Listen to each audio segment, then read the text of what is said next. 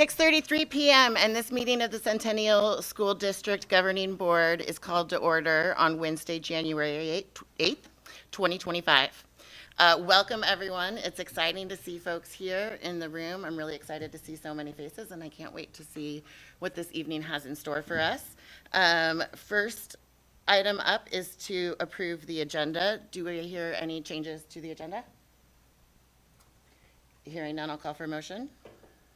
Move to approve the agenda as presented. Second. All those in favor, raise your hand and say aye. Aye. The ayes have it. Excellent. Next up, we get to the fun reason of why everybody is here. Actually, first, I'm going to turn it over to Superintendent Owens. No, that was right. This is the fun reason why everybody's here. I'm sure everybody's in agreement. They are, because before we have all of our high schoolers and high school families that are here tonight to recognize our fall athletes, we have annual School Board Appreciation Month. So we have an opportunity right now to appreciate those of us who are at the table, not me, but everybody else who is at the table. These are our volunteer school board members. These are folks who have been elected by our community to represent our school district and to lead our school district. They serve in a volunteer capacity, and they dedicate quite a bit of time and energy and focus and direction towards leading our school district. So why don't we give our nice school board members a round of applause? Thanks. So this is, so thank you for coming up. So this is January, the whole month is School Board Appreciation. So today, what we have for you is some nice swag from some of the schools. We put out a call for our schools to contribute various items in recognition of School Board Appreciation. Don't want to put anybody on the spot, but I don't know if we can identify what our school board, as I look to the right, Missy kind of knows. Are you able to do a rundown of some of the items that we have and maybe use a mic so people at home can hear? So, as Superintendent Owens indicated, we've got some wonderful swag, specifically from our high school. Actually, some of our high school students designed the sweatshirt that you have. So, students from the high school were able to create that, and pretty special for you guys to have. We've got a Centennial blanket there for you, in addition to some stuff from Dining Services, and a wonderful tote bag to put it all in. So, thank you for all your work. We really appreciate it. Thank you to the community. Not only that, but we also have some pies that will be shared at our break time. And then we have social media, which Christine and Drake put together, social media posting. And if you didn't notice today on OSBA's publication page, the Centennial recognition was front and center. So kudos to our Centennial School Board being recognized amidst our 197 school districts in the state. But all of that is special. But what makes a school board recognition really special is a proclamation. So, I love a proclamation. yeah, nothing says appreciating a school board like a proclamation. So I am going to read this for our school board and for our community and for the record as well. Whereas school boards create a vision for what students should know and be able to do, whereas school boards establish clear standards for student performance, whereas school boards ensure that student assessments are tied to established standards, whereas school boards are accountable to the community for operating schools that support student achievement, whereas school boards align school district resources to ensure that students meet standards, whereas school boards create a climate that supports the philosophy that all children can learn at high levels, whereas school boards build collaborative relationships based on trust, teamwork, and shared accountability, and whereas school boards are committed to continuous education and training on issues related to student achievement. Now, therefore, we, the students, staff, teachers, and administration, hereby declare our appreciation to the members of the Centennial School District Governing Board and proclaim the month of January to be School Board Recognition Month. We urge all of our members of our community to join us in recognizing the dedication and hard work of our local school board members in preparing today's students for tomorrow's world. Let's give our school board members one more round of applause.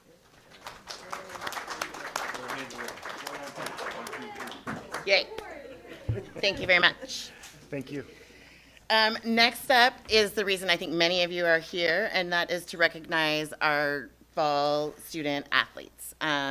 So at this point, I'd like the coaches to come up. I think, do we want to do one at a time and maybe? Let's have Dante here. Oh, perfect. Dante Great. Gouge is here. He's our district athletic director.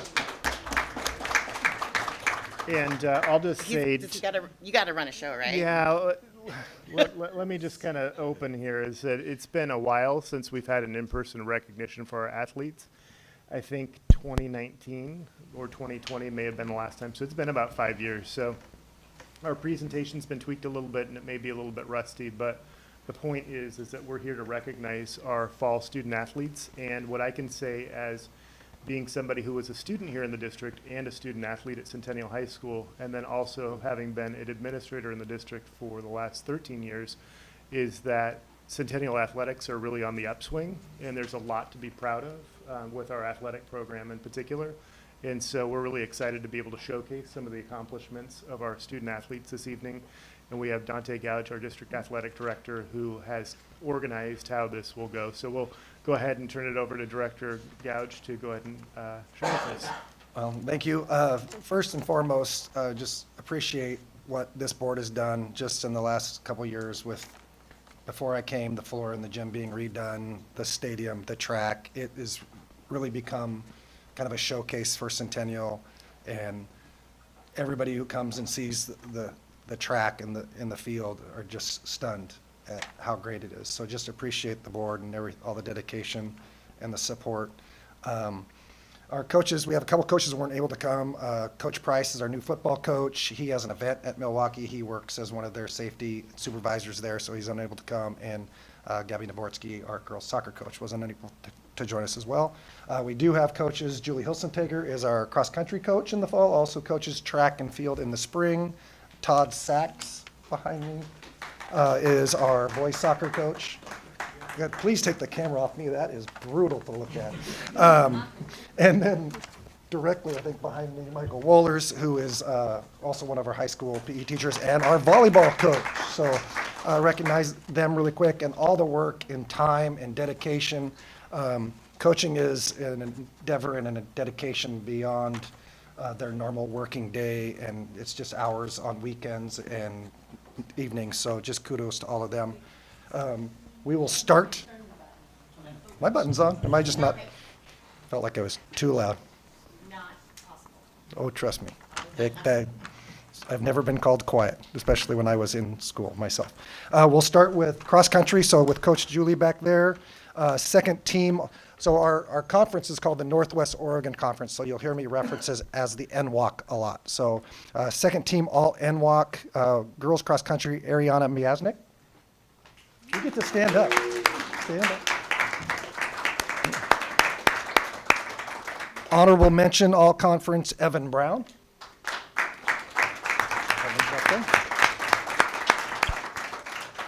As we move on to football, second team, some of these athletes, or a lot of the football athletes, Jaden is here that we'll recognize in a second, but several of them are wrestling right now. So second team, all conference linebacker and running back, Kenny Schrader. Second team, wide receiver, Tim Petrenko. Honorable mention, tight end, Jaden Head.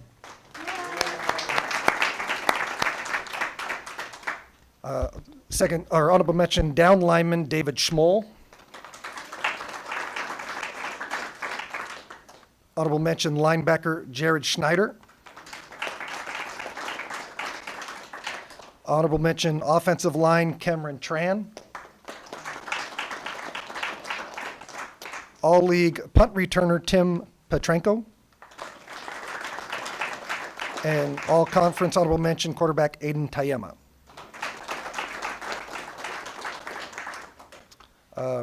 Switching over to girls soccer, second team, all-conference, Isabel Lacona.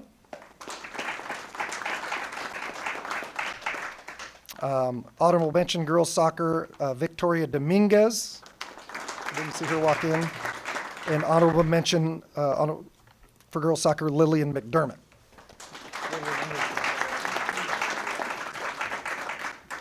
On the boys soccer, so for Coach Sachs' team, first team defenseman Fabian Gonzalez.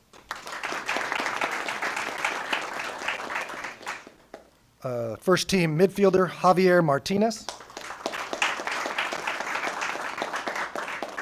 He was also a great TA first trimester, so you don't have to clap for that, sorry.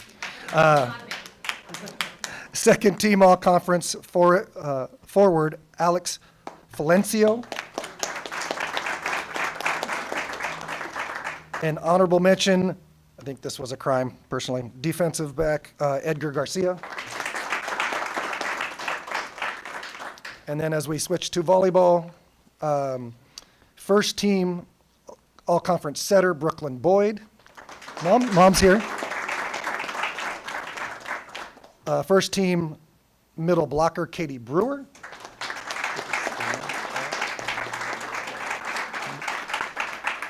Second team all-conference outside hitter Kaylani Scheidler. She's not here, right? Honorable mention outside hitter Maya Kirkpatrick. And honorable mention defensive specialist Claire Kroll. And probably the two biggest awards for us in the fall were Northwest Oregon Conference Volleyball Player of the Year and Portland State D1 Scholarship athlete Katie Brewer.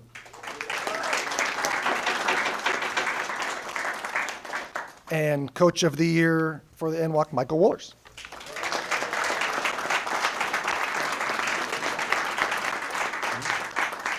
So again, a lot of time, a lot of dedication, especially want to thank the parents for all that they do with getting their athletes around and being here. This is a great opportunity for our kids to be recognized, so we appreciate the time.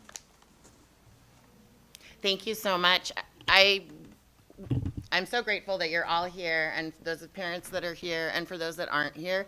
I know exactly how much work it takes to be a student and an athlete and stay on top of everything in your classes while you're doing so well in your sport. So congratulations to all Centennial athletes, but especially those here tonight. And maybe we want to take a short break if you guys want to do some pictures, and that way you guys don't have to stay for the whole meeting if you don't want to. You're welcome to, but you may also. Does that sound okay? That's fine. Okay, let's go ahead and take about a 10-minute break so we can do some pictures.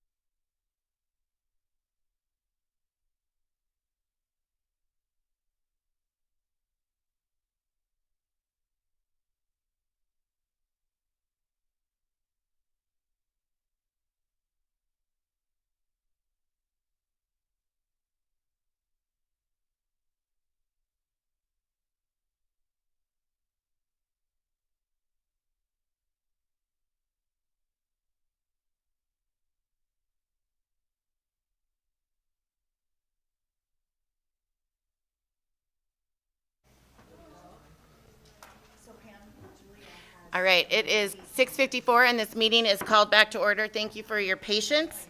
Next up, we will do approval of minutes. The minutes have been distributed in board book. Were there any amendments or corrections needed to be made to the minutes from the December 11th meeting? Move to approve the minutes of December 11th as presented. Second.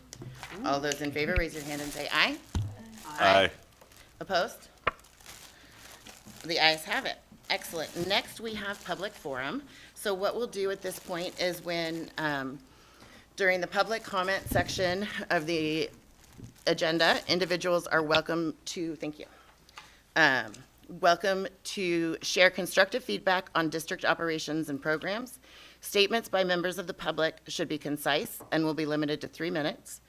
The board will not respond to public comment and will refer matters of operations and programming to the superintendent.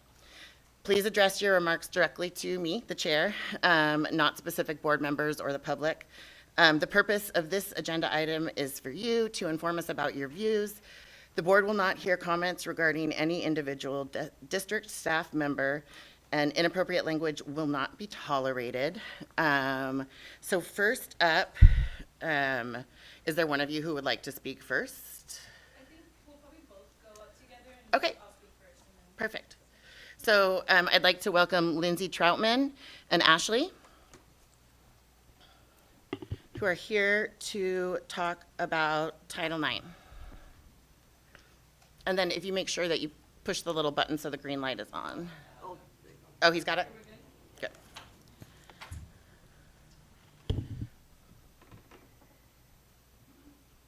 I'm Lindsay Troutman. I worked in Centennial Middle School from October 2023 to April 2024 as a community partner.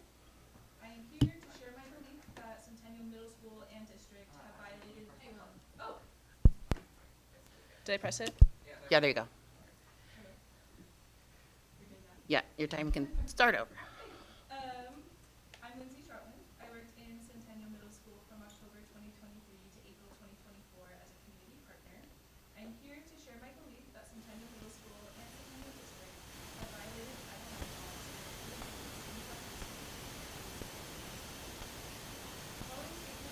in collaboration with state and federal agencies. Between November and January of last year, multiple students reported one teacher Sarah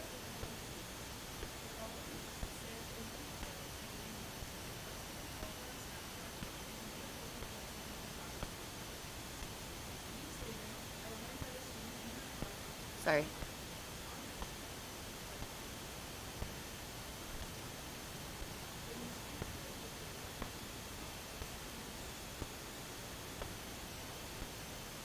We want to make sure, we can hear you, but we want the audience to be able, like the online people to hear you too.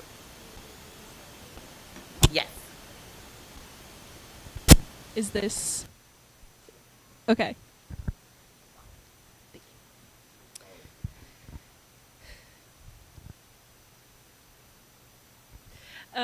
I'm Lindsay Troutman. I worked in Centennial Middle School from October 2023 to April 2024 as a community partner. I am here to share my belief that Centennial Middle School and Centennial School District have violated Title IX laws and repeatedly put students at risk of a teacher who is sexually harassing them. The following statement was written in collaboration with a victim of this teacher. For her privacy, I will be calling her Sarah. Between November and January of last school year, multiple students reported one teacher to the CMS administration. Sarah was one of those students. The following weeks, Sarah shared more details, including how the teacher texted and called her on Snapchat and told inappropriate jokes to her in the classroom, among other things. Weeks later, I learned that a student and her father reported that same teacher to administration 5 months prior, in June of 2023. That student told me how the teacher would hug her after she told him not to and showed her pictures of him modeling without a shirt on, among other things. The administration repeatedly told me it was being handled, but nothing else. I understood, but I assumed that they were at least sharing information with the victims and their parents. However, when I eventually called the parents of these students, most of them had not heard from the school in any capacity. Furthermore, none of the students I spoke with had been contacted by the district's Title IX coordinator, nor told how to file a formal Title IX complaint, despite the fact that Title IX requires it. None of the students I spoke with even knew what Title IX was. Why didn't CSD do anything when the teacher was reported in June? Or when he was reported in November? Or January? Or November, or December, or January? Why did it take 10 months for the teacher to be removed? Why did a CMS staff member tell me she thought 2 of the girls were lying? The district told OPB that when staff have been accused of sexual misconduct, they are placed on immediate administrative leave. But this teacher was never placed on immediate administrative leave, or any leave for that matter. What the district could not know is that Sarah internalized their failure and believed it to be her fault. She told me one day, while crying in my classroom, that all of the other girls were counting on her to get this teacher out of the school. She was scared and felt that the administration did not believe her. Sarah asked me to tell you all about how the sexual harassment and the trauma of not being believed or supported by her administration emotionally affected her and the others. Sarah experienced depression and suicidal thoughts as a direct result of her trauma caused by CMS staff. And she wanted me to remind you all that she isn't the only one. We believe the staff responsible for the inaction should be removed from their positions as they have demonstrated their inability to protect students. We also believe that all of CSD should be thoroughly trained on Title IX by subject matter experts, including people with lived experience. The training should include what Title IX is, how to file a formal complaint, and what sexual harassment from a teacher can look like. This should also include helping students understand that it's not their fault if they are assaulted, groomed, or harassed.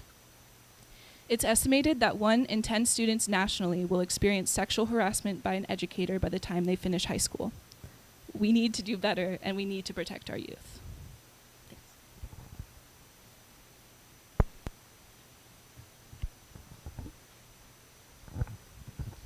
My name is Ashley, and I used to go to Centennial Middle School. The experience that I had there was not as great as I thought middle school experience would be. And honestly, I thought that I was going to be okay once I left the school. But the feelings of knowing that so many girls, just like me and me even younger, went through the same thing I've gone through, depression, anxiety, to the point where I feel like I can't trust any male teachers or staff, has hurt me to the point where I don't even feel comfortable being in a school district with all male students or teachers. I know that there's so many girls out there that have gone through much worse, and I feel like would be much better for me or for more students, females or males, to report is talking about how there's like maybe assemblies or something to tell them how it's like easy to be report. Of course, it takes time to report and tell people what actually happened to you, and maybe you might feel guilty, but I feel like at the end, maybe you guys as staff and much like above can help students not go through the same thing I've went through, and maybe make them feel like they're at least cared for and not ignored for whatever reasons they've gone through, either if it's sexually assaulting or grooming or anything like that. And I honestly think that Centennial could do better than what happened to me and what was done to me, and for most of the girls that went through probably worse with this teacher. And it takes courage to come and talk to district, and it hurts knowing that nobody felt the pain and the depression that I felt, and the times that I couldn't fall asleep or woke up dreaming about this teacher saying things repeatedly. And I just want no one else to go through it no more. Just like I went through it, and I'm still going through it. It takes time to heal, and maybe with staff to help heal with students would be much better. Not making them feel like it's their fault or just because of their clothes or anything like that. And I feel like the teacher must be removed from at least any district close to any place where kids are going to be harmed. And I hope you guys take this as consideration. Thank you. Thank you so much for your bravery for coming up to speak with us. I don't normally respond to public comment, but I just want to recognize the power that you have and your bravery in coming up and sharing your story.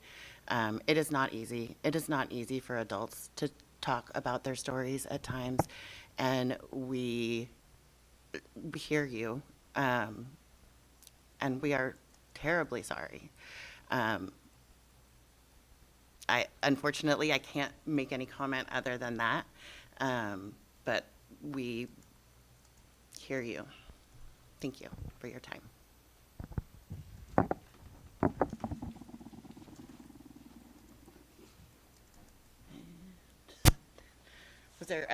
Those are the two public comments that we got.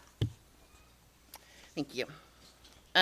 Next up, we have Claire here with us today to give a report from the high school.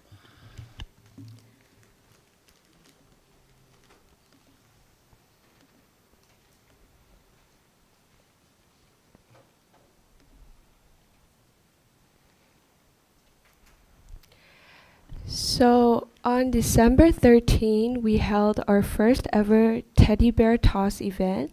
This wonderful idea was brought to life by Yahir Castro, our junior class president, who was inspired during our trip to the Seaside Conference with other school student council. The goal of the event was to provide free teddy bears to kids in need, which were donated during halftime at our high school varsity boys basketball game. This year, the recipients were children from Meadows Elementary, and in the coming years, we plan to include students from other Centennial elementary schools. And the last week before winter break, we also had our Spirit Week. Monday was PJ Day, Tuesday was Ugly Sweater Day, Wednesday was Stuffed Animal Day, and Thursday was Snow Gear, and lastly Friday was Holiday Lights Color Wars. And we also had our door decoration competition. The theme was Christmas, and there could only be 3 winners, and the winners could choose between donuts, ice cream, or pizza. And here are more of the door decoration. And these 3 doors were the winners, and yeah.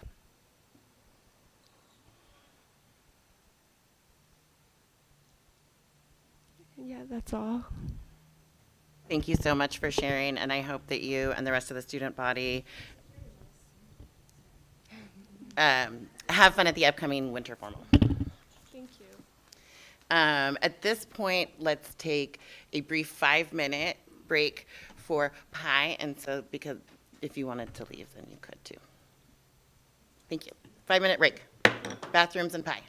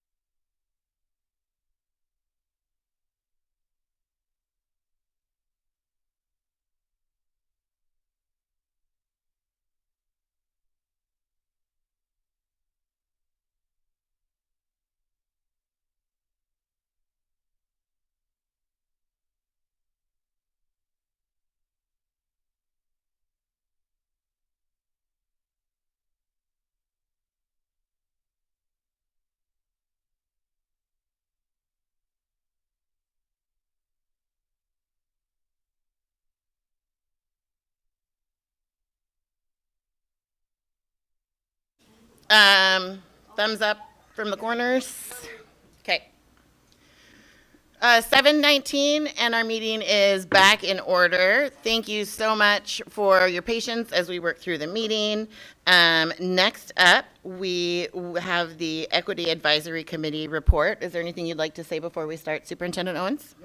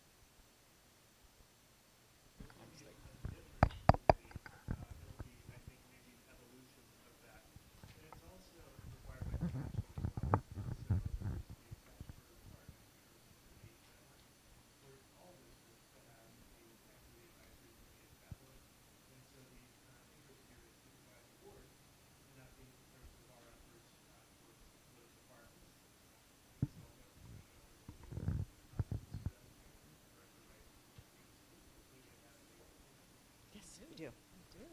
Excellent. Thank you very much. Denise and I have the privilege of being the designees, superintendent designees, to coordinate and support the process of the development of the District Equity Committee. And so we're going to talk tonight a little bit about the purpose and the duties, the timeline and the process for developing the committee, and some initial steps in orienting them to the work that they're going to be engaged in. And if at any moments you have questions about what we're presenting, please feel free to interrupt. All right. With the intent to increase and center equity and representative voice, the state legislature and Oregon Department of Education has required each school district to establish a district equity committee. Here in Centennial School District, we aim to inspire students to develop critical thinking and empower them to act with courage in life and strengthen local and global communities. To that end, we are intentionally seeking the perspectives of historically marginalized communities so that we can grow to reflect and continue to build a culture of affirmation and support for all students and families we serve. The purpose and duty of the District Equity Committee is to inform and advise the school board and superintendent on a number of topics, including the experiences of historically underserved student groups, the educational equity impacts of policy decisions, and the larger district-wide climate. Also, another purpose is to examine school-specific situations that impact underrepresented students, considering whether such situations are unique, incidental, or systemic across the district. Third purpose and duty is to support district leadership in understanding how our decisions affect students and the actions we can take to make a positive impact on student experience. Some of the examples of what the District Equity Committee could work on in collaboration and advisement of the school board is reviewing disaggregated student data and aligning that to the district needs assessment and providing input into long-term strategic planning, things like that. Looking at feedback and data from student groups to inform school culture and climate initiatives and work in the building and so forth. Those are just a couple of examples that the committee can engage in to advise the district and the board. And the board and superintendent can also generate a list of priorities that they would like the District Equity Committee to learn about, gather information on, and advise on. Anything you want to add? Other examples can be when there are curriculum adoptions. This is an opportunity for this group to evaluate and participate and or have more knowledge and information about those processes. There's a long list of examples. Those are just a couple that give you a sense of the kind of work that this group can engage in. Right. There'll be more information about the makeup of that group in just a second. Another requirement is that the school board must select at least one member from this district equity committee to serve on the school district budget committee. This requirement is, aside from the establishment of the district equity committee being now a Division 22 standard and expectation, this is the second requirement.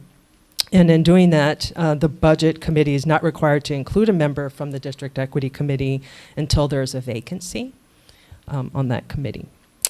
And that budget committee member, the intent of the budget committee member is to offer deep alignment between the school's district's equity lens and its operational budget and financial processes. And all along the way, the idea is that there's a symbiotic relationship where they're not only deepening their knowledge about the budgeting processes, but they can then take back and gather information from the district equity committee and continue to serve as advisory or consulting the process, right?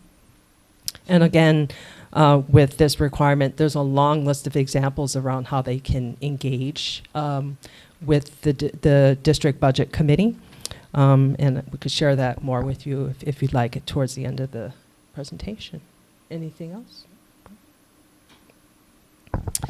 So we have established a summary timeline here for you.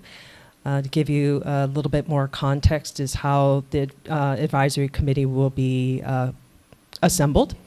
From November till now, we've been establishing our understanding around the purpose of the District Equity Committee, working with the superintendent, school board leadership. And the idea is that as designees, then Denise and I will spearhead development and coordination of the selection process using a variety of tools and consulting with our current District Equity Committee, which was assembled a year and a half ago. In fact, we already did that in the last meeting. We'll continue to do so throughout the process, right? Tonight, we are reviewing the selection process. It's recommended, based on the size of our district, that we have 10 to 15 members. When we were talking earlier, we found it hard to whittle it down to 10, given the representation and the voice that we'd like a variety of constituents in the district to have. We want to make sure that it's reflective of our Centennial community, and being as diverse as it is, we think 15 offers us more opportunity to be inclusive of the diversity of voices of our underserved, historically marginalized groups here in the district. And additionally, while it says from November to January, we've been understanding, preparing, this has been legislation that has been passed for a few years, and we knew that the timeline was coming. And Tasha and I have been in conversation at the state level with other districts that have already been implementing their advisory committees. So we've been able to learn and glean and see other examples of what they've been doing. So we have been gathering information much longer than just November.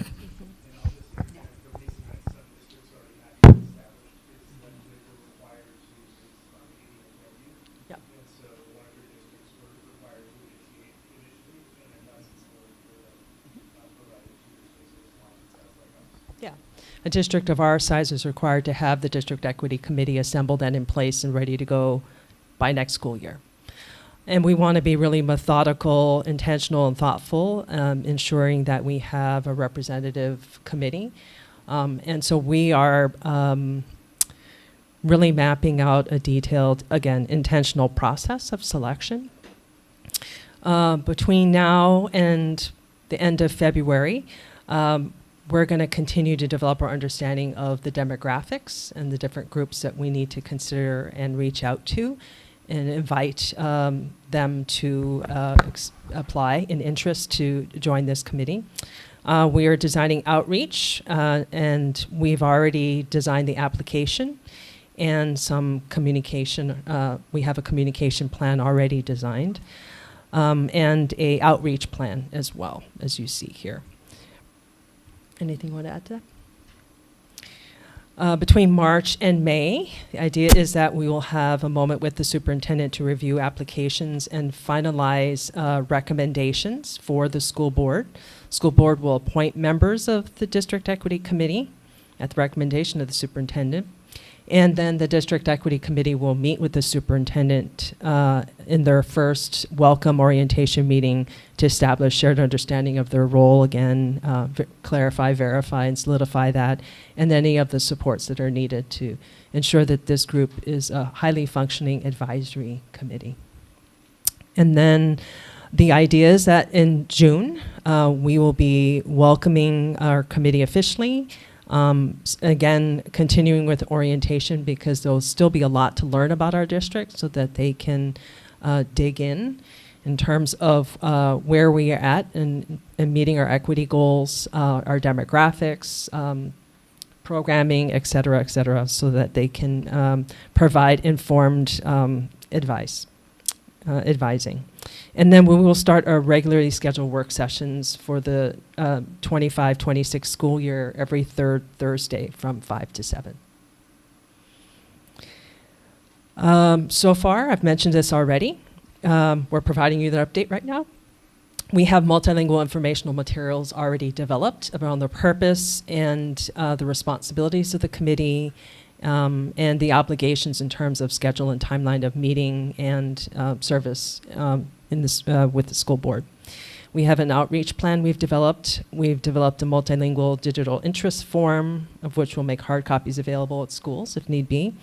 We have a screening criteria tool, and we've already consulted with our district, our current district equity committee, and continue to gather input from them.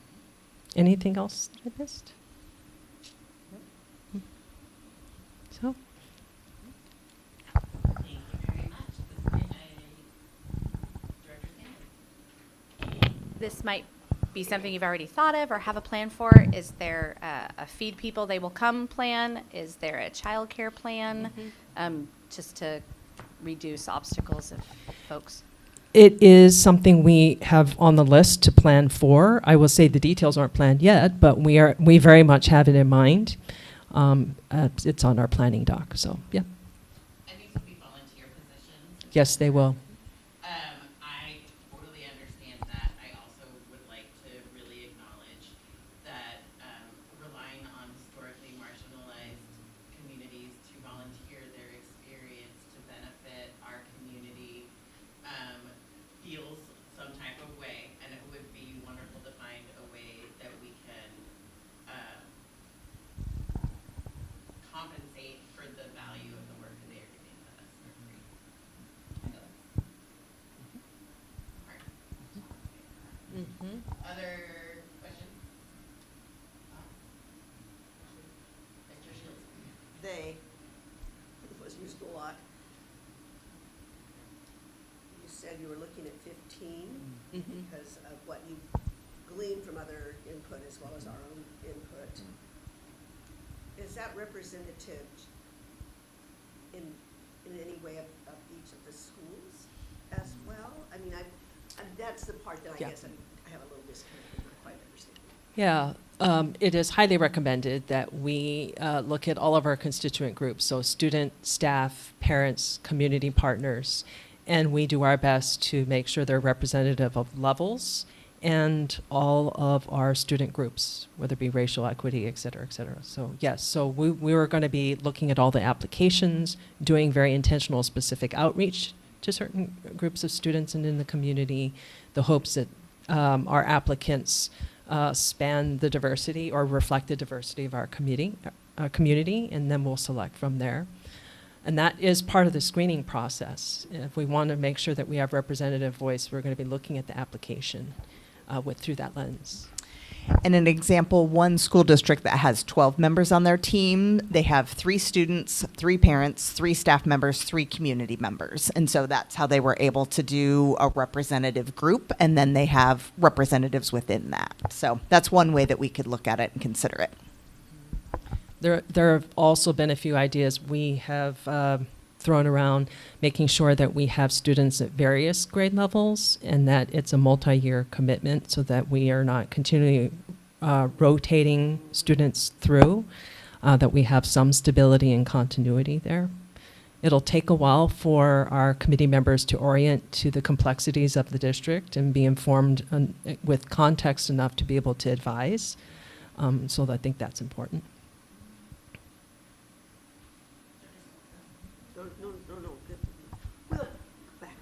love this. It's like ping pong.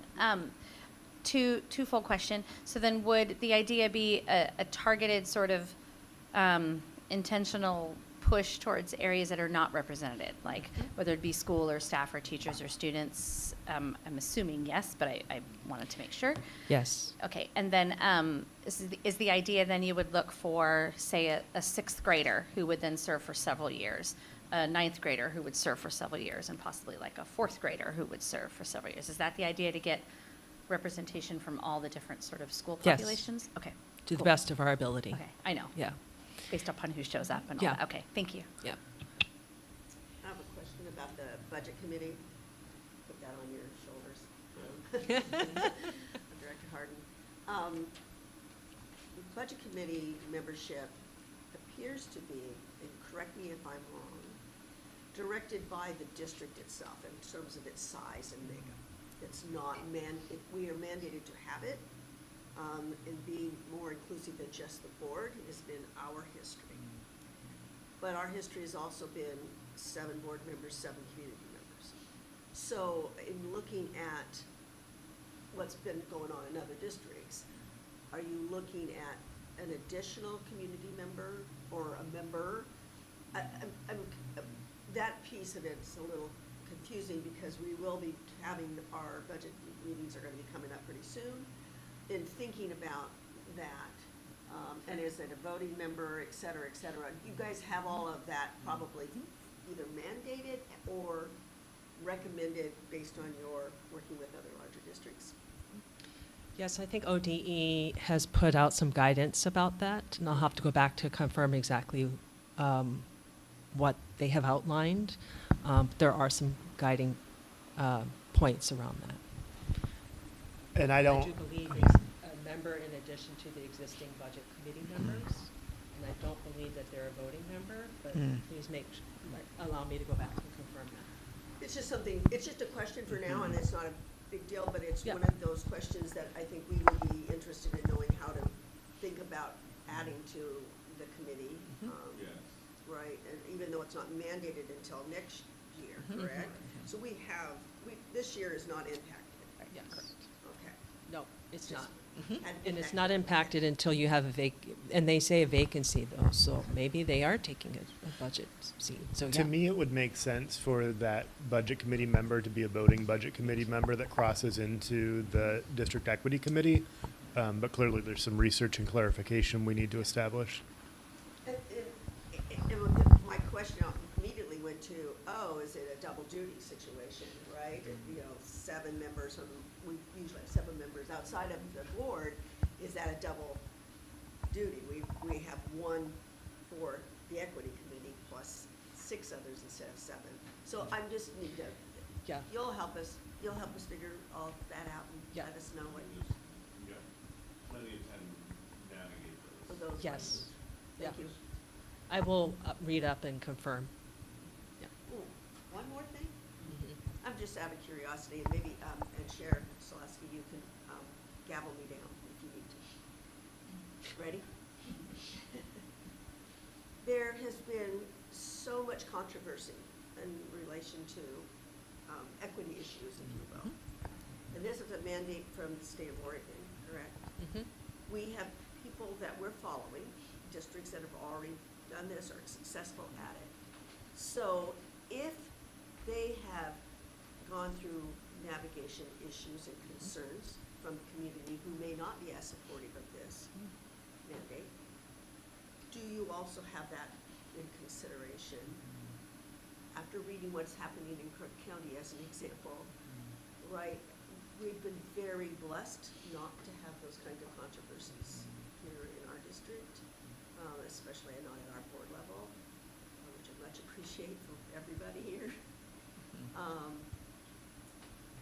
But we do know that we're going to have a new board coming July 1st. So I just need to know that you have thought through that, if we have members under the board or even in our community at large who feel differently than maybe what this board has represented and supported. Yeah. There has been some consultation with districts that have already implemented this. and some strategies and approaches they've taken to ensure safety of committee members, discussion with the board on in ways to include the equity committee member, et cetera. So I don't know, Denise, if you have more to say about that. I mean, appreciate you raising those concerns because they are very real, and those are definitely some of the pieces that the big districts have learned around when it's come to the application process, because we're really looking for individuals who are invested in the district. They want to engage in disrupting oppression, disrupting practices and policies that aren't working for students, which is very different than trying to sabotage and cause harm and destruction. And so applications are usually worded in ways to kind of filter through some of those pieces. And having disagreements in a positive, productive way is also a part of how we all learn and grow. So trying to monitor for that. And as Dr. Katsuda was saying, safety is a significant piece of the work that this committee will establish, because part of it is Robert rules apply, thinking about where you are as having public records and having information shared. And so having to determine what level of detail, confidentiality that we're talking about. So all of those pieces are things that other big districts have had to encounter and work through. So I am thankful for our size that we get to glean and work through that, because for me as a white woman, there's a lot of things that I can take for granted and I can't in this situation. And we have to be really proactive right up as we begin this work to be significant with the folks that are there so that they can do the work that they need to do to help advise the superintendent and this group. Just for clarification, public meeting requirements apply to the district. I just want to be clear on that. And so that requires all of the posting notice and video and all the things that we're doing for our board meetings. Is that correct? It is correct.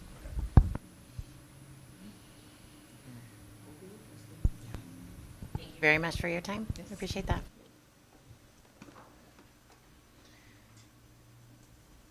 Next on the docket is the superintendent's report. I'll turn it over to you, Superintendent.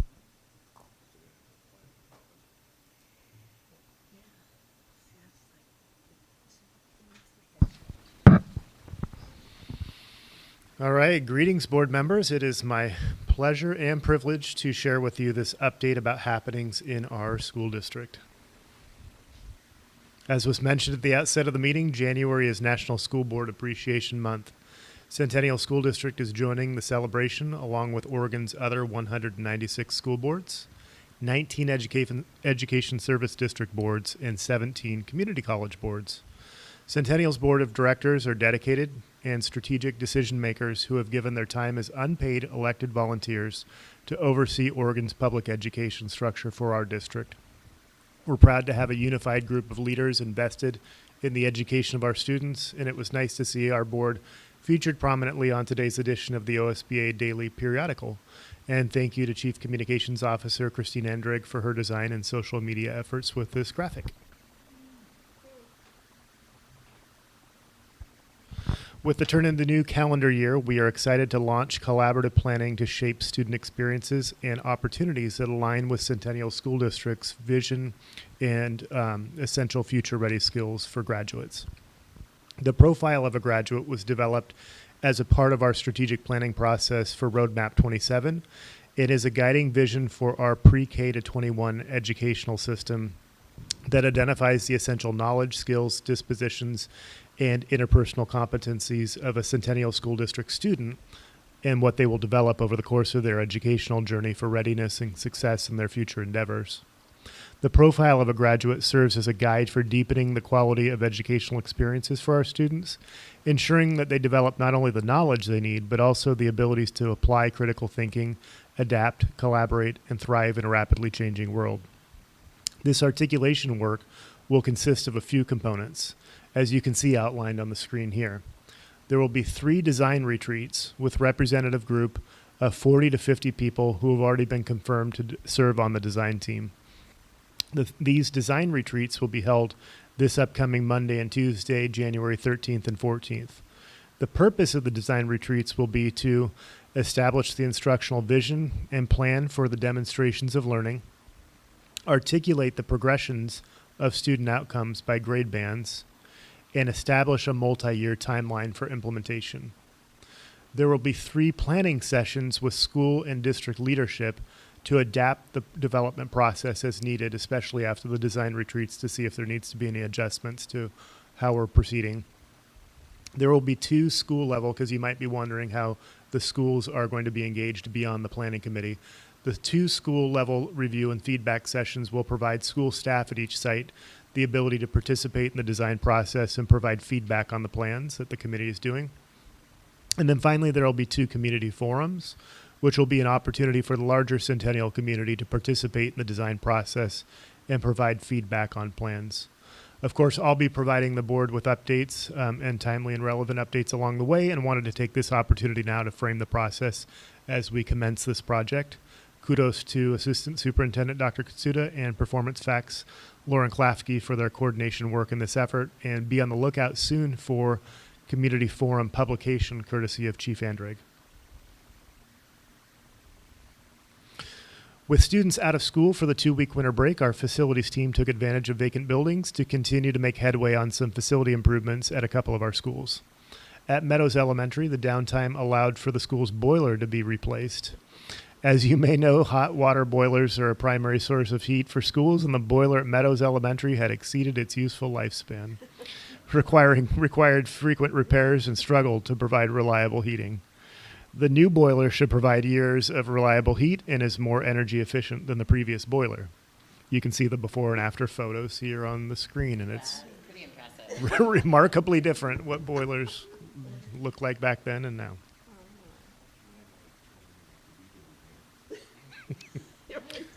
Centennial was in the news a few years ago. We do have heat. As part of our ongoing efforts to support a welcoming, clean, and well-maintained school environment, Patrick Lynch Elementary received complete painting of its entry, all of the corridors, and cafeteria.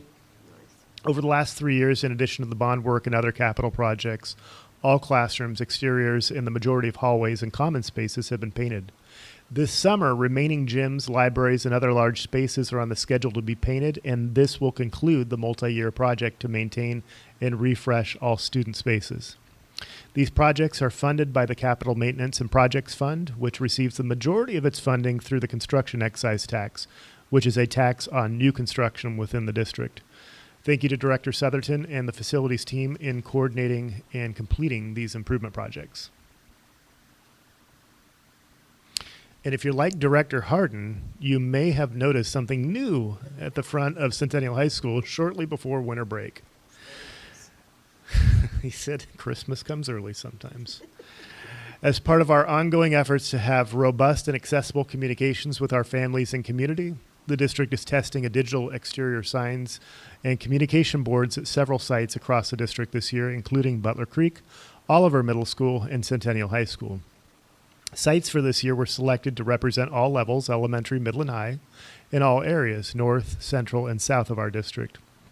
Our funding source is the construction excise tax, which I just mentioned in the previous projects, which is a tax on new construction in the district. And should these signs prove effective, we anticipate expanding updated signage to all schools in the coming years.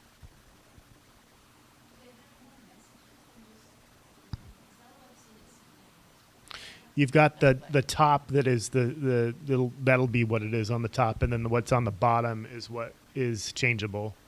So I know that we're still getting accustomed to using it, and so I think that that's why we haven't seen. We need to finish programming it so we can actually start putting messages out there. Yeah. So there will be messages. Yes, we are super excited, and the ASP students are going to help read and write those messages, so they're going to be taught how to actually enter it, so they don't have to, I don't know if you know this, they used to go out there and actually put those Yes. letters. Oh, yes. They are giving the letters to some of our elementaries. They're the happiest people in the world. So for the audience at home, what Principal Miller of Centennial High School just said is that we are still working on learning how to put the messages up, and our students will be helping to do that.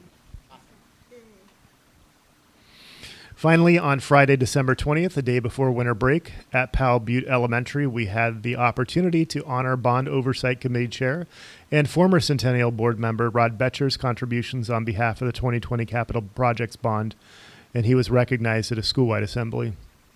It was nice to see Directors Hardin and Andrews, as well as Vice Chair Shields, as well as several Bond Oversight Committee members on hand to help recognize Rod. A plaque adjacent to the school's 2020 bond funded gym was unveiled as a testament to his outstanding efforts. To help the Powell Butte students understand and appreciate Rod's contributions, because it would be kind of weird to have random adults show up and talk about a bond, Chief Andrick and I put together the following video with some editing support and pictures from Vice Chair Shields. So if you don't mind, we'll take a moment to watch the video that was shared with students to recognize Rod.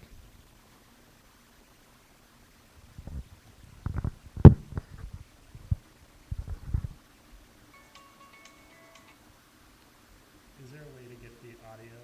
Hold your microphone up to her. I can do that. I can just hold my mic up.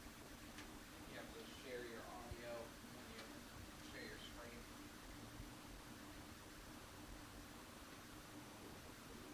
Share sound and optimize for video sharing are selected.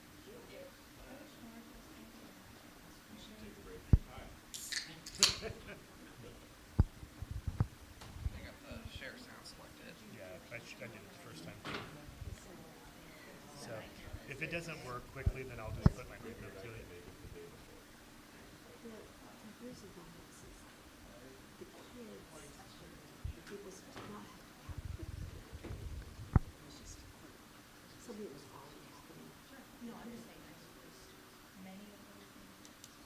Try it now. I'll just put my microphone. You gonna check one more thing? Okay. Because we block it out all the time, and so we never want to do it again. Terrible.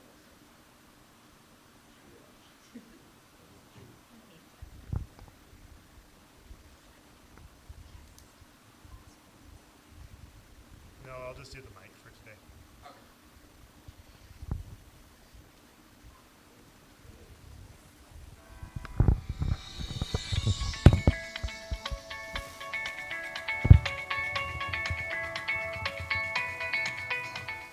I'd like to introduce Rod. His full name is Rod Betcher. Once upon a time, long, long ago, Rod attended Powell Butte just like you. Except when he went here, it was a middle school instead of an elementary school. As you might know, Powell Butte Elementary is one of a group of 10 schools in a place called Centennial School District. Much like a tree develops roots in the ground as it grows, in his own way, Rod developed deep roots in the Centennial community. Rod got older. After attending middle school in this building, he graduated from Centennial High School, went to college, and eventually started his own family right here in the Centennial School District where he grew up. As more years passed, Rod's love for Centennial continued to grow and grow, and he continued to be involved in the community. He helped start the Centennial Basketball Association, and he coached soccer, basketball, and baseball for kids. Eventually, Rod became a member of the Centennial School Board. A school board is a group of 7 community volunteers who together are basically the bosses of the school district. They help make important decisions so that kids get the things they need from there at school, like their education, meals, and fun opportunities like PE, music, and library. As part of their work, Rod and the other school board members researched and studied the needs of the Centennial School District, including Powell Butte. They learned that students at Powell Butte had their breakfast, lunch, PE classes, and assemblies all in the same place. They realized it would be better for kids if they had a separate, dedicated place for PE and assemblies, and decided to build a new gym. But they couldn't just wave a wand and magically create a new gym. First, they had to raise the money to to pay for the new gym to be built. So Rod and the rest of the school board decided to ask the community if they would be willing to help pay for Pal Butte and other Centennial schools to have new gyms, so that all kids in the school district could have a separate, dedicated place for PE and assemblies. To pay for the new gyms, the school district needed to raise money using a bond. A bond is a way for a community to help schools pay for new projects. The community has to say yes or no to agree to help pay for a bond, and they do that by voting. If more people say yes than no, then the bond passes and the schools get the money they need for new projects. Rod knew he needed to spread the word to people who lived in the Centennial community about the need for these new gyms and other important projects so that kids would have what they needed to grow and thrive at school. So Rod and a group of other grown-ups set out to spread the word about the need for these new gyms. Rod and his friends went door to door for days and days and days, knocking and talking and letting people know that schools like Pal Butte needed a new gym. Rod ended up walking miles and miles, knocking on doors and talking to people. And sure enough, helped by the work of Rod and his friends, the community said yes, we will pay for schools like Pal Butte to have a new gym. But a gym doesn't just build itself, it takes things like planning, drawing, and building. Did Rod do all of those things too? No, but he did help make sure those things got done. In fact, Rod was in charge of the Bond Oversight Committee, a group who was responsible for making sure that the people building the new gym did a very good job. And because of all of this hard work, your school got a new gym, the very gym we're in right now. In honor of all of the important work that Rod did to make sure this gym was built, this plaque was created and will forever be at the entrance to the gym for all to see. Here's what it says. In recognition and acknowledgement for his contributions on behalf of the 2020 Centennial School District Capital Projects Bond. Rod's tireless commitment to Centennial has not only transformed Pal Butte Elementary, but has also uplifted countless others within our community. May this plaque stand as a testament to his extraordinary legacy and the profound impact he has made on the lives of so many.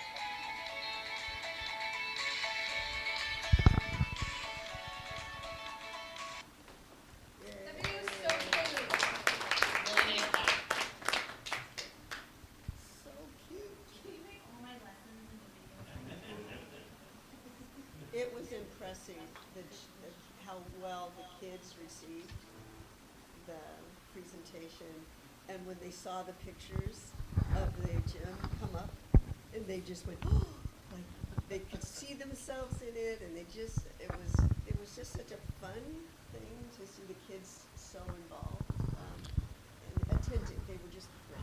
I think Chief Andrig and I might have missed our calling, so we may be careful. With that, I invite any questions or comments you might have, and that concludes my superintendent's report. Thank you very much, Superintendent Owens. And that video was fantastic. Thank you. Really fun. And congratulations to Rod. And thanks to our Bond Oversight Committee who proposed that idea to the board, and here we are. Any other questions for Superintendent Owens? Please. Mm-hmm. We're working on publication efforts right now for the community forum for graduate profile. We're excited for the possibilities with that, and we're envisioning the community forum to be somewhat similar to the one that we had when we were developing Roadmap 27. So stay tuned. Excellent. Thank you, Superintendent Owens. Next up on our agenda, we have confirmation items. Before I ask for a motion, I did have one question. Principal Miller, can I ask you a question really fast?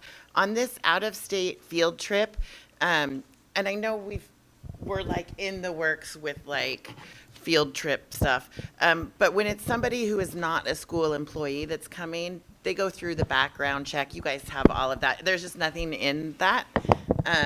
that said that, so I just wanted to confirm that like they get some sort of like support and training, background checks. Yes, no, Great. yep, they do all that. Great, thank you.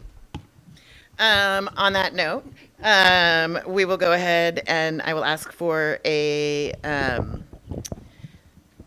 motion to approve confirmation items en masse. Motion to approve the confirmation items in mass. Second. All those in favor, raise your hand and say aye. Aye. Aye. Opposed? The ayes have it. All right. Coming up next, we've got board action items. There's currently nothing for old business. Under new business, we have creation of classroom curricula and student furniture fund. Superintendent Owens, would you like to introduce that?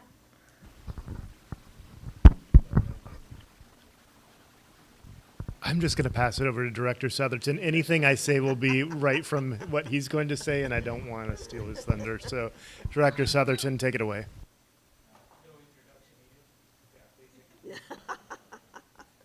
No introduction needed, Director Southerton.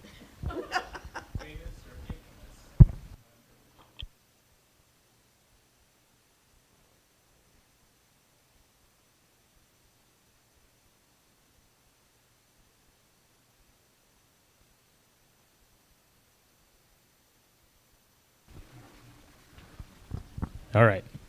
Perfect. Good evening. As you'll recall, the district commissioned an equity audit during the 23-24 school year. Major recommendations included ensuring all students have access to rich and rigorous curriculum materials and investing in improvements to student learning environments, including desks, tables, chairs, where Centennial students spend the most time.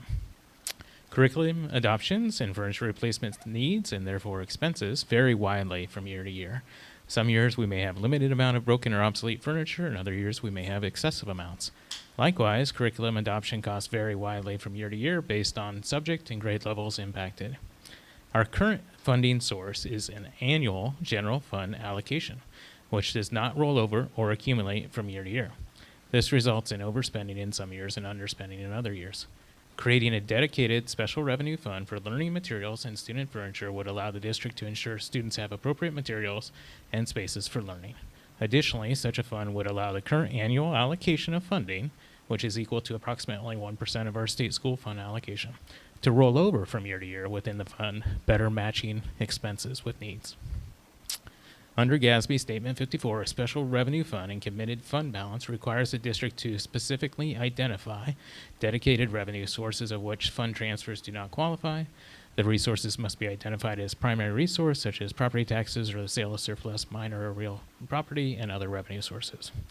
Therefore, it is recommended that the Centennial School Board direct the administration to establish a new classroom curriculum and student furniture fund for the purpose of providing rich and rigorous curriculum materials, student desk chairs, furniture, and other equipment for classrooms in the special funds area the district finances, and direct 1% of the district's total state school formula grant annual allocation, as well as all revenue from the sale of surplus minor property to this fund beginning in the 24-25 budget year.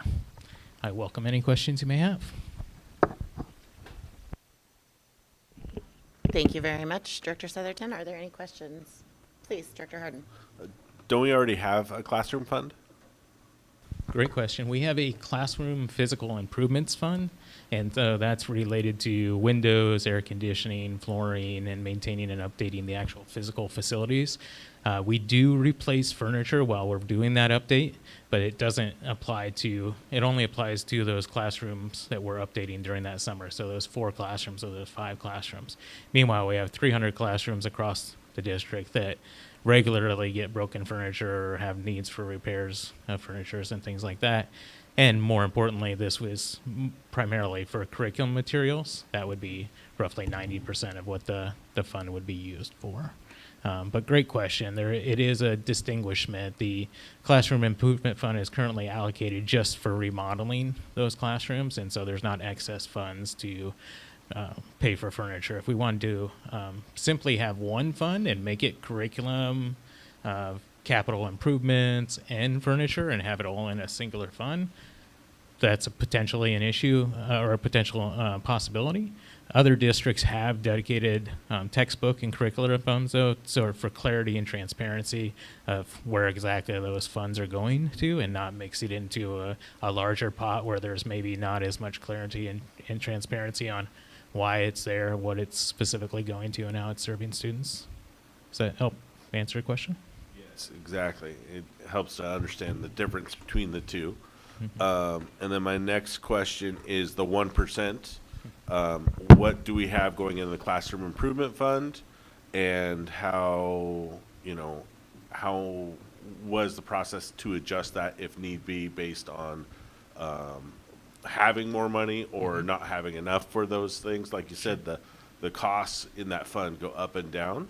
So sometimes we may need more, sometimes we may not need as much as that 1%. So how fluid is that 1%? Yeah, excellent question. So the 1% would be 1% of our allocation, which changes every year, right? Generally increases. It's based on the legislature action, right? But it generally increases with the state school fund. So 3 or 4 or 5% increase is whatever action is taken by the legislature. So your 1% of that total allocation, you do have some increase from year to year because you're constantly staying at 1% of the new number, and the new number is a little higher than last year. So in that regards, that's how it's going to adjust for inflation and making up for increased costs from year to year. In regards to the highs and lows of, what happens with a curriculum adoption, a language arts adoption is going to impact every single class, every single school, every single grade level. It's going to be very expensive. It's going to be more than 1%. And when we encounter those issues right now, we actually have to dip into other funds to cover that, because we don't vary that allocation based on the adoption right now. We kind of allocate the same amount every year, and it doesn't roll over from year to year in the general fund. In a special revenue fund, the unused fund stays in that fund because it can only be used for that. So in years when you spend less, that money stays in the fund, and then on years when the spending is higher than 1%, you're using the balance from the previous year. What it allows is for clarity of budgeting as well. You don't have the swings in the general fund, and you don't have to try and scramble and find money when you didn't allocate, or you didn't, you have an unexpected rise or something happening, right? So it's definitely a more stable funding source, and we see this in a lot of ways that the state's doing right now with the student investment account and Measure 98 and summer learning. Those are all beginning to be more and more special revenue funds and not part of our general allocation, for transparency, for clarity, for having that dedicated spending going to a dedicated source. So this is pretty consistent with what we're seeing in school financing. And what was the percentage? Do we do 1% of the classroom improvement fund? Correct, yeah. So the capital classroom improvement fund is 1% as well. Okay. So this would be the same amount. And it's based on what we're currently doing, so this wouldn't require a cut to the general fund or an impact to other programs. It's simply changing it from the general fund and putting in a special revenue fund, so it rolls over from year to year. So there shouldn't be an impact on this action to other programs. Director Stanley Thank and then you. Director Maureen. So just to clarify for my own brain, so does this allow us that cushion when, ODE is saying, oh, it's time for new literacy. Oh, now it's your cycle for new math. Oh, now it's your cycle for new science. So that curriculum purchase will be allocated in that fund, built up, not being spent. We'll have it to pull from? Correct. Yes? Okay. Yeah. Sweet. Secondary question, furniture. Furniture. We all fight over the chairs we sit in, so let's just talk about kids and their furniture. Is there a way that you're going to do similar to like the classroom replenishment idea, of where like you're going to take sort of an overlook at, wow, that furniture really needs improvement. That's looking pretty good, and do like a gradient, or is it like an application, a request, that kind of thing? Fantastic question. Yes, it was part of our inventory program when we went through every single classroom 2 summers ago, and we created a measuring point. So we took various indicators. We looked at every single classroom and rated the windows, the ceiling, the flooring, the furniture, the technology, and every kind of major component of every single classroom, and assigned a score. And so we have that data. We didn't have the resources. So with this, we have the dedicated resource, which allows us to plan.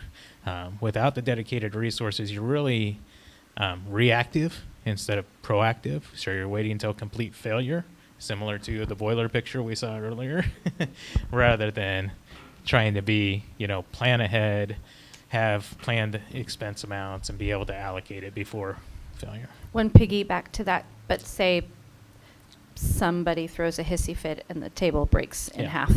Is that the fund, that never happens, obviously, is that the fund that the teacher or the principal or whomever can then make a request that is replaced by? Certainly, Okay. yeah, that would be a process that we would implement as well. So, yeah. I just wanted to build off of Director Stanley's, and maybe you can speak to this, Director Southerton. We replaced furniture in kindergarten classrooms this year. We And did. so if you could speak to how that might play into an overall vision for this. Mhm. Certainly, that's an opportunity for us to look at. And having this fund will allow us to develop those parameters, because now we'll have clear and transparent and consistent funding to plan for, rather than be reactive. So as Superintendent Owen said, we started this year with replacing all the kindergarten classroom furniture. So that the next opportunity might be to do first grade district-wide after we take care of immediate needs based on that inventory that we assessed. So there is a certain point in time where you get to everybody's pretty much got the same level after you've taken care of the emergency situations, and you have a set aside for the breaks that happen mid-year and things like that, where you can say, okay, now how are we going to, rather than hodgepodge and kind of classroom spot here, how are we going to look at it holistically and go maybe by grade band or maybe by school? Traditionally, we've gone by grade band, so it affects all schools equally. They all get the benefit rather than a school site individually. You're welcome. Great questions. Director Maureen? Thank you. Just so on the fund, it's a dedicated source of funds. Is it also protected? Like if capital improvements, like, oh my gosh, we're going to be 10% negative deficit spending, we can't then dip into this fund, so it stays there, and it's always dedicated and protected. Correct. Without board action, it cannot be used for anything except what's established in this resolution tonight. Thank you. Thank you very much, Director Southerton. Thank you. At this point, do we want to entertain a motion to approve this? If I do this right. I'm just looking at the title. There you go. I don't know if I'm gonna do it right. I make a motion to move forward with the creation of a classroom curricula and student furniture fund as presented by Director Southerton. Perfect. I'll second. Is there any board comments or questions? All those in favor, raise your hand and say aye. Aye. Aye. Aye. It's a unanimous vote. Thank you very much, Director Southerton.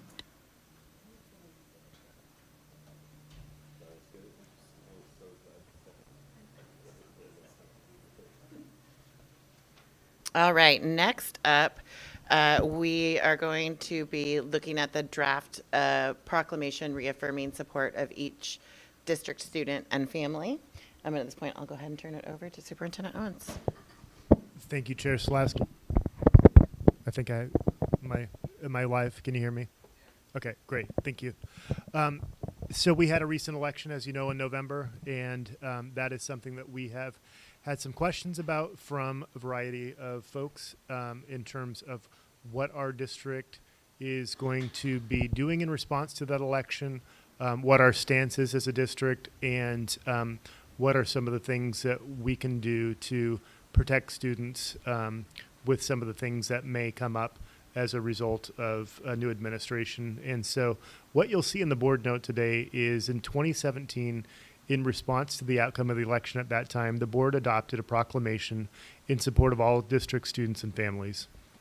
In response to the most recent election results, board members have expressed an interest in revisiting this proclamation, showing our unwavering support to the students and families that we serve. As you can see in this board note, it references various policies that help foster safe and inclusive environment for our students. And then as you can see in the proclamation itself, it references prior efforts the board has taken in terms of demonstrating in reiterating its support for students and helps to kind of outline and clarify where our district stands with regard to support for students. It's obvious that we serve a very diverse student population, and I'll speak specifically to one element of this proclamation that speaks to mass deportations. I don't think it's any secret there are undocumented students that attend our schools in Centennial, and we have had administrators come to us and ask, hey, I've got a student who's wondering, are they going to be deported? Or what happens if family members in their family are deported? And so there's a real concern amongst some parts of our community, whether it's students who are potentially impacted or the educators who support those students, in terms of where our school district stands and what we support in terms of our students, and especially those who may be the most marginalized. So I'll go ahead and turn it to Chair Solowski in terms of how she would like to proceed with regard to this, if she would like us to read it or just review it or address questions or so forth. Can we put it up on the board? Absolutely. Thank you. Oh, folks have hard copies. Yes. Thank you. You know, I think that we've looked over a couple of the different ones that have come out and put this together. I'd love to go through it and just maybe take a minute or two. I don't necessarily feel like wanting to read it out loud, but I'd love for everybody to take a look at it. Let's take a couple minutes and look at it. And then I would love to hear thoughts, comments. What are we missing? What do you feel is appropriate? Are things in the proper order and concept? Thank you.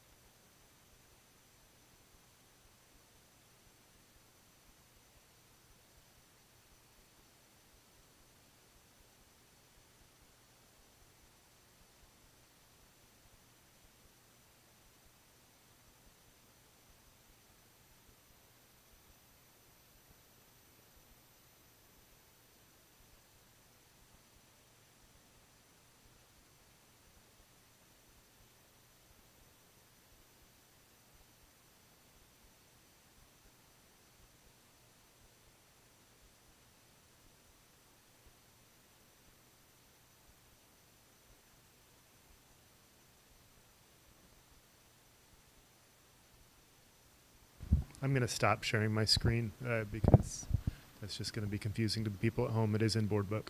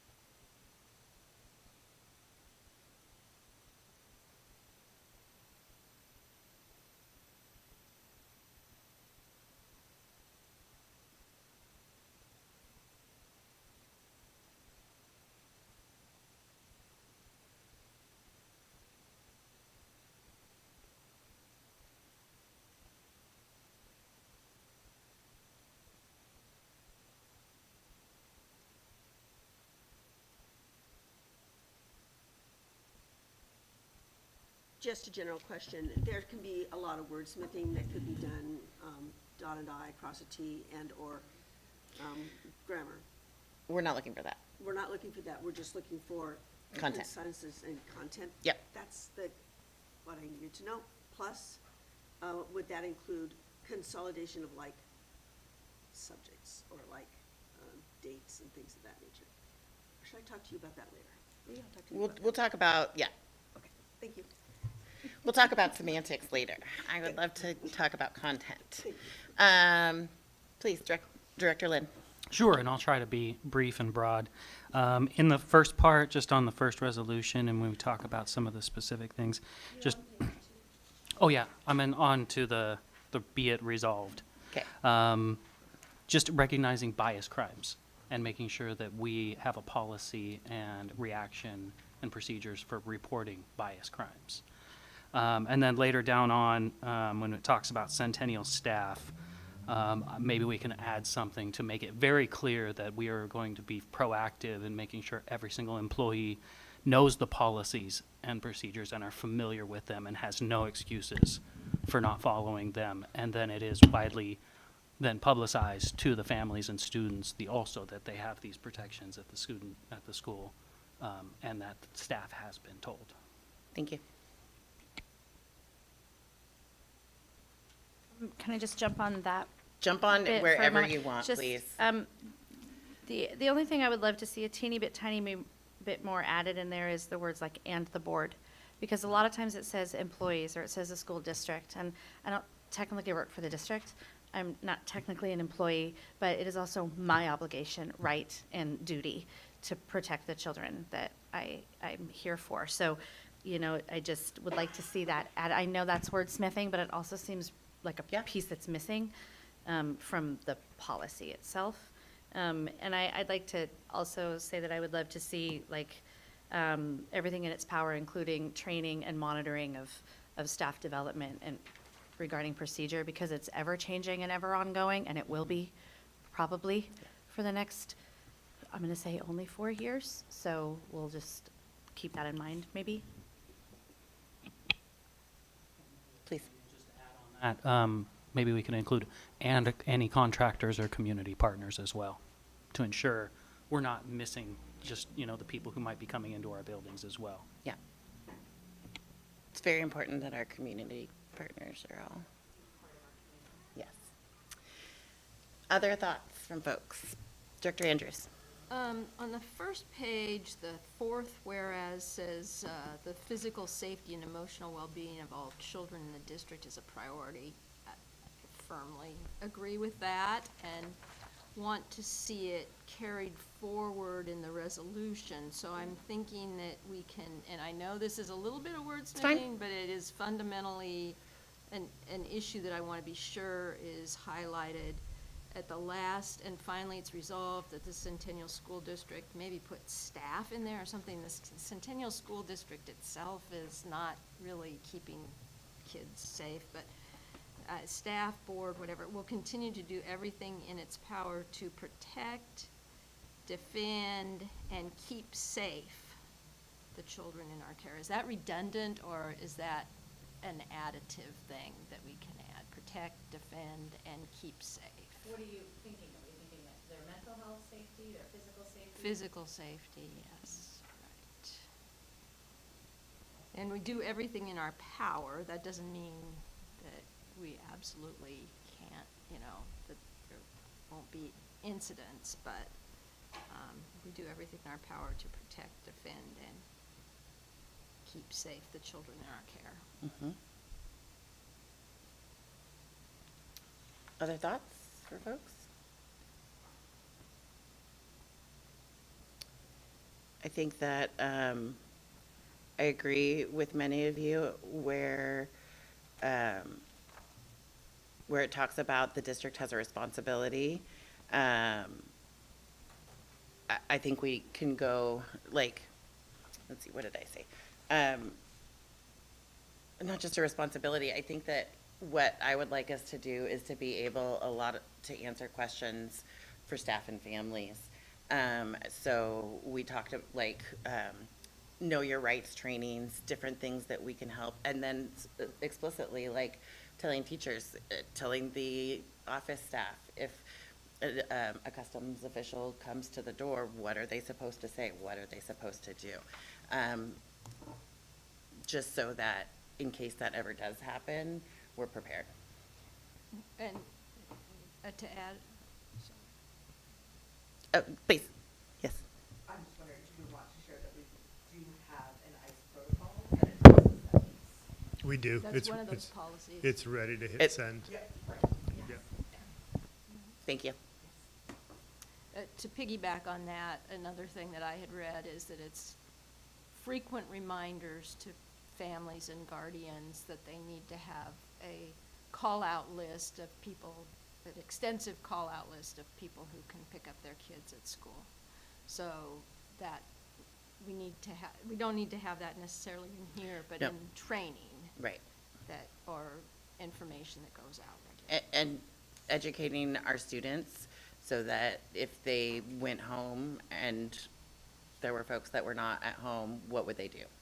Like they get, middle school students, high school students that ride the bus home, knowing what to do in case that happened. Well, and what do the school bus drivers do? That's correct. Yeah. Yeah. Yeah.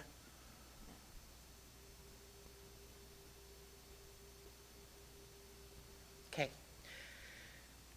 Any other thoughts before we talk next steps? Next steps, we're going to take all of your feedback. What we'll probably do is put something out in one of your Friday emails. If you do currently have things that you're like, I really care a lot about wordsmithing this, shoot us an email. Don't wait for us to reach out. Refer to this, and we will get it all ready to go. And I'm thinking we'll do some revisions internally, and then at board leadership next week, we can review and make sure that it's on par with what was discussed here tonight. Great.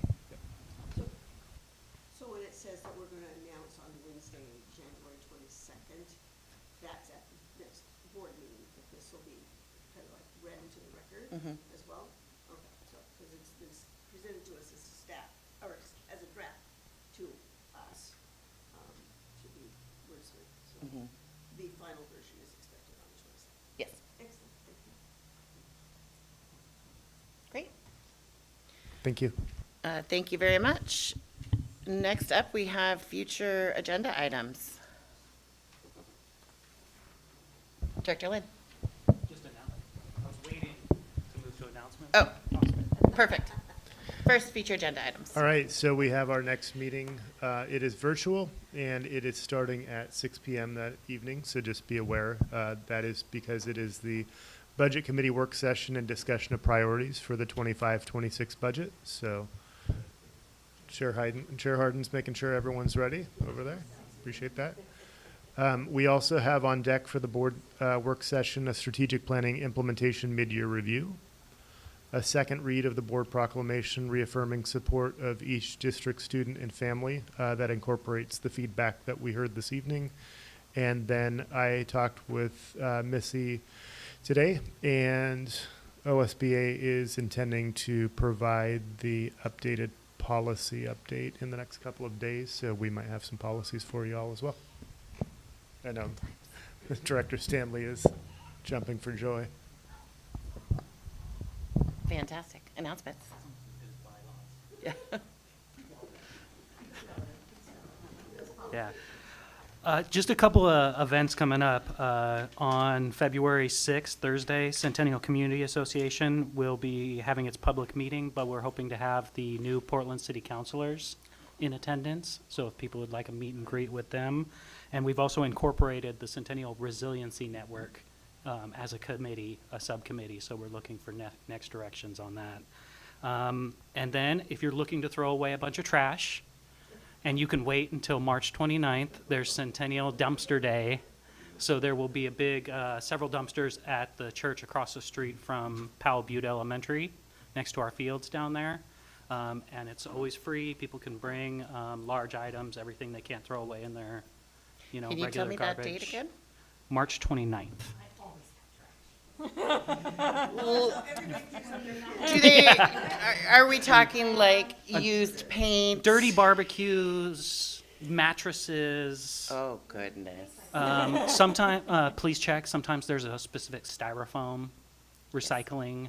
And also sometimes we can get a community partner, Fix It, and they will take a lot of the stuff and put it in to be repaired and reused in the community, so.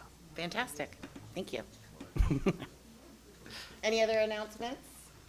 Question. Please.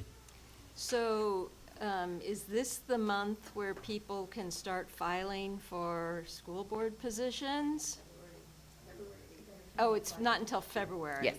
Oh, is it premature to talk about the fact that we need to start finding candidates for vacancies? I will make an announcement now to everyone in our community that we will have several school board vacancies open this election year. And I really encourage you to take some time, look into whether or not serving on a school board interests you. And if you are really irate about what is going on in the world these days, this is a great place to have a tangible impact in your community. So I encourage you all to look at it. I invite anyone to ask questions of myself or anyone on this board about what it's like. And please, we would love to see our community show up. You don't have to be an irate, you could just really like your district. Yeah, it's true.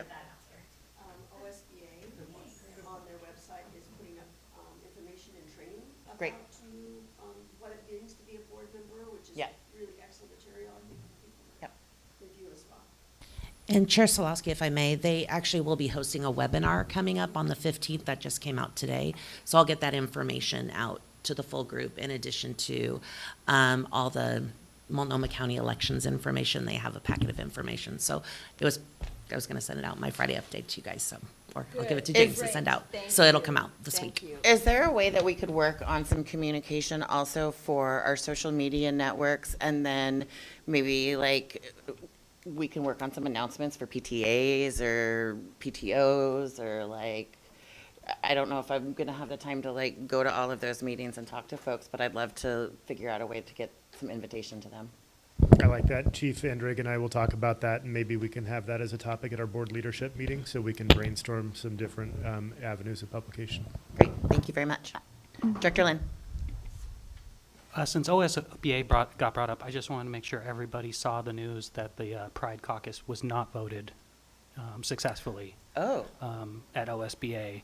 A lot of objections related to just the proliferation of caucuses. So maybe some caucuses that were recently made and passed need to be revisited as well, if that's the general census. Interesting. I did not see that. Thank you.